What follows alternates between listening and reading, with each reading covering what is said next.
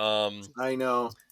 I have to say, I would recommend you watch Top Gun Maverick some point in the future, because you sort of get I don't want to spoil the movie for you, but they address Iceman in it, and they do it in a very touching way. Okay, that's all. I am looking forward to that. And tomorrow night, the members on my channel that can make it, we will be watching his man.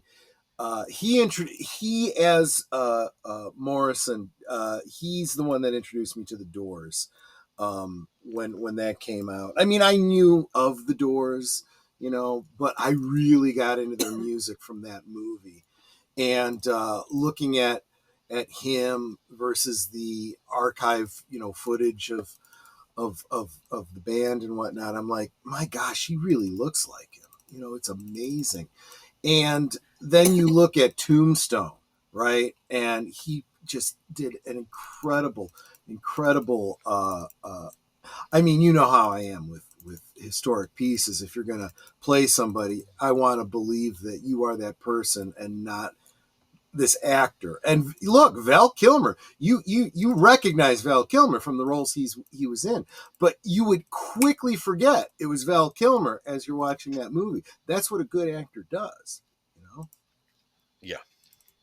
And it's just, I remember him from what do you call it? I remembered him from the Real Genius. Wayne's World movie, Wayne's World 2. I'm kidding. Oh, okay. Jim Morrison was in Wayne's World 2, remember? Yeah. Not really, though. But anyway. But yeah, I mean, but yeah, let me go ahead. Read the article. Real quick, I want to say hi to Real Wade Nation Gaming, who's looking forward to our talk about Tron Ares. Yeah. Did you watch the trailer for that, just out of curiosity? I did not. It's okay if you didn't. Okay. Well, we'll talk about it anyway. Let me just bring this up. Sorry. Give me a minute then. I also did not. Well, we'll get to that when we get to Tron Ares. Yeah. But hold on, give me a moment. Sorry, I'm having some technical difficulty here. The hamster fell off the wheel. He's got to get his computer up and running again. Yes, that's what it's feeling like lately. I need a new computer. I think probably over the summer I'm going to look into getting something new, and that'll probably be just for streaming. I think that'll just be for streaming. Are you going to get an actual computer or a Mac?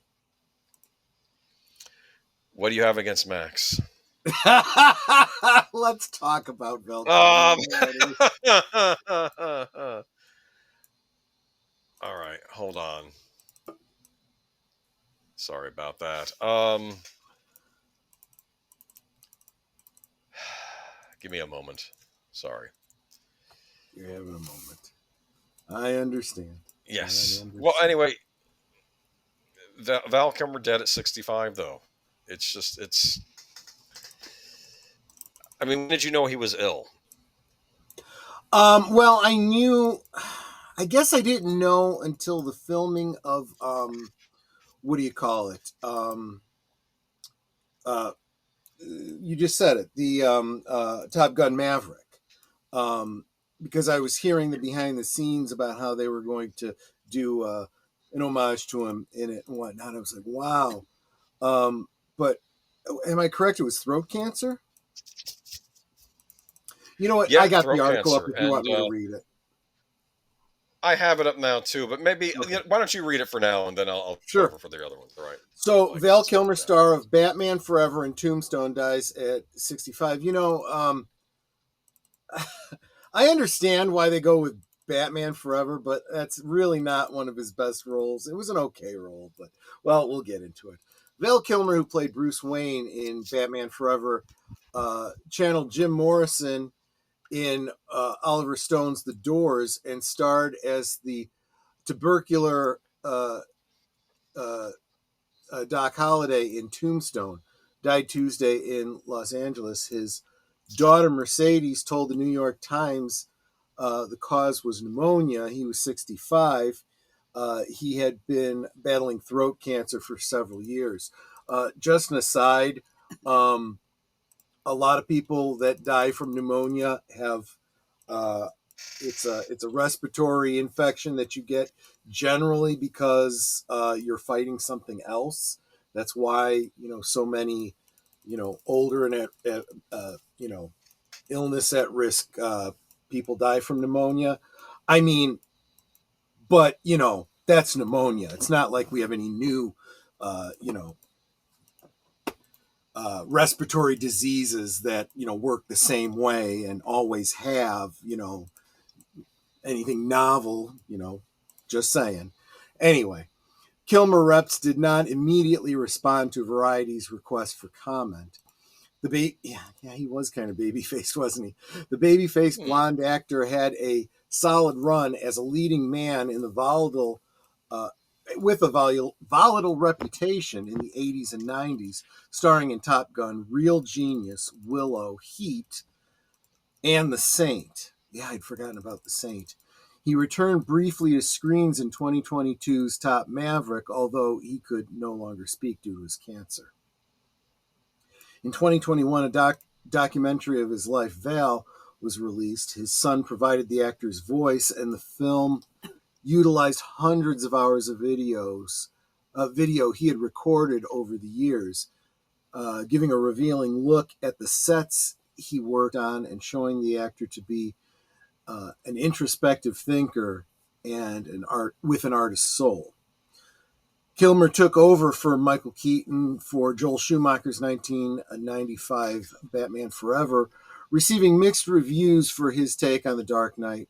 He was replaced by George Clooney in 1997's Batman and Robin, a notorious flop that nearly killed the franchise. Well, it kind of did kill the franchise for many years, but that's beside the point. The New York Times said of the Batman Forever, the prime costume is now worn by Val Kilmer, who makes a good Batman, but not a better one than Michael Keaton. After reportedly turning down the role in Francis Ford Coppola's The Outsiders, Kilmer broke out with a starring role in the 1984 spy spoof Top Secret, in which he played a rock star and sang his own songs. Following his turn as a brainy college student in the 1985 sci-fi comedy Real Genius, he became a major star, appearing opposite Tom Cruise in the worldwide hit Top Gun. Kilmer met his future wife, actress Joanne Whaley, on the set of Ron Howard's fantasy film Willow, and they appeared with her in Kill Me Again in 1989. One of his most memorable roles was playing the charismatic and doomed Morrison in Oliver Stone's 1991 The Doors. Kilmer memorized the lyrics to all the Morrison songs before his audition, and he immersed himself in the role, wearing clothes similar to the singers for close to a year. Roger Ebert wrote of his turn as Jim Morrison, "The performance is the best thing in the movie, and since nearly every scene centers on Morrison, that is not small praise." After Batman Forever, New Line persuaded him to come on board the troubled production of The Island of Dr. Moreau, with Kilmer tangled with both the film star Marlon Brando and director John Frankenheimer. Frustrations on the production mounted when Brando refused to come to the set, and the documentary Val revealed a tense set where crew members grimly joked about Brando's stand-in named Norm. Frankenheimer, the second director to work on completing the film, reportedly said, "There are two things I will never, ever do in my whole life. The first is that I will never climb Mount Everest. The second is that I will never work with Val Kilmer ever again." In the 1990s, Kilmer, I would have thought he'd have said Brando, but okay, that's just me. In the 1990s, Kilmer starred in Michael Apted's Western Thunderheart and The Real McCoy, and had a small but memorable role as an Elvis-like mentor in Tony Scott's True Romance. His role as a sardonic Doc Holliday in Tombstone in '93 was one of his most beloved performances. And in 1995, he appeared in Heat alongside Al Pacino and Robert De Niro. He went on to star in The Ghost and the Darkness and the forgettable remake The Saint. Yeah, see, I did forget about it, which he shot instead of returning as Batman in Batman and Robin. I don't know. I think he probably, made the right choice there. Kilmer implied he didn't return as Batman because of scheduling issues, though Schumacher's description of him as psychotic could also have been a factor. No, I mean, I'm just going to speculate. I would have distanced myself from those Schumacher films too. Once would have been enough for me as well. After the mid-1990s, the studio roles dwindled amidst his reputation as difficult and combative, and he appeared mostly in the independent films and supporting roles such as Stone's poorly reviewed Alexander. Born in Los Angeles, Kilmer was raised at Chatworth and attended Hollywood Professional School and the Juilliard School. He appeared off-Broadway in The Slab Boys, co-starring with Sean Penn and Kevin Bacon, before his first TV role in the after-school special One Too Many, which also starred Michelle Pfeiffer. He did voice the animated films. He did voices for animated films, including The Prince of Egypt. His other films included At First Sight, Red Planet, Pollock, The Salton Sea, Wonderland, and The Missing. Kilmer continued working in films, including Kiss Kiss Bang Bang with Robert Downey Jr., Deja Vu with Denzel Washington, Bad Lieutenant, Port of Call, New Orleans, and The Snowman. A lifelong Christian Scientist, Kilmer was unwilling to confirm his cancer diagnosis when it was revealed by Michael Douglas in 2016. He continued his fascination with Christian Science founder Mary Baker Eddy, with his love of Mark Twain in the screenplay that featured the two figures. He toured the country with his one-man show, Citizen Twain, for several years, which incorporated film and live readings of the humorist's work. In 2012, Kilmer received a Grammy nomination for Best Spoken Word for an audio production of Zorro. His memoir, I'm Your Huckleberry, named for a line in Tombstone, was published in 2020. Kilmer lived for many years on a ranch in New Mexico, where he continued to own land after selling off most of the ranch. He also painted and helped oversee theater programs for high schoolers to perform Twain and Shakespeare.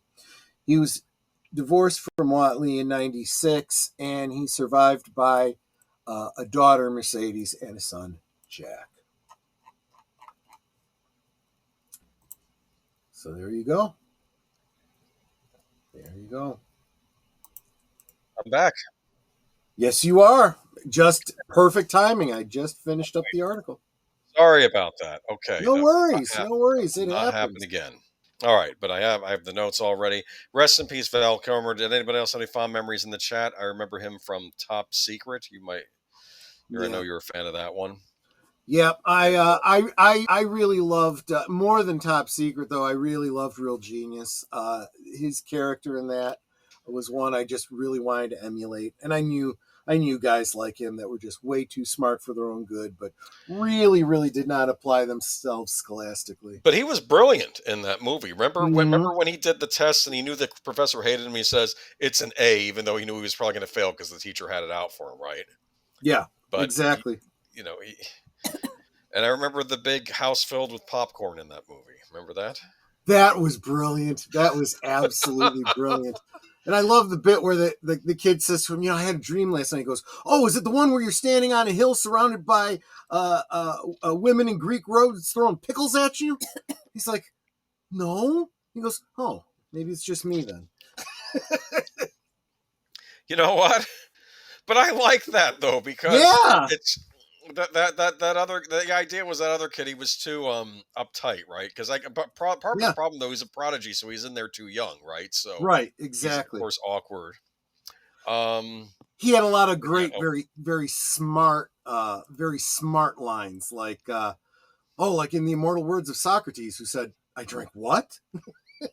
And that requires you to know a little bit about Socrates. He was a really good Bruce Wayne and an okay Batman. Well, maybe George Clooney, but I felt like all the Batman actors, I don't think I've had a problem with most of them, except I think the scripts they were handed weren't always the best, right? I agree. I blame the scripts and the directing more than the actors. Right. I also feel like I would have been fine with all three of them. I didn't like them changing them so often. See, there was no, there was no follow through. It's like, oh, we got someone else playing Batman already. Can you imagine if you had James Bond and it was Sean Connery, and then every James Bond after him got one try at it? You got Warner Brothers botched that series. Oh yeah, big time. He was a really good Bruce Wayne, yeah. But I'm just saying, he was a very underrated actor. He was in one of my favorite movies he was in is called The Salton Sea. You ever see that? Yes. I didn't see it. I know of it. Yeah. Netter may want to check that out. She's a Vincent D'Onofrio fan, right? Oh yeah. Oh. He's one of the villains in that movie. He does villains well. What is he, a meth dealer or something? He snorted so much stuff that his nose disintegrated, so he wears like a fake nose. Wow. And they call him Pooh Bear. Wow. He's a real psycho in that movie. He's not even the main bad guy, he's some other guy, but like it's a great kind of I want to say like a noir mystery type movie. Sure. It's really good. If you're in the mood for like a crime movie, I recommend Salton Sea. He plays a jazz player, or is he a no good tweaker, or is he both? Is he none of these? You understand? It's an interesting.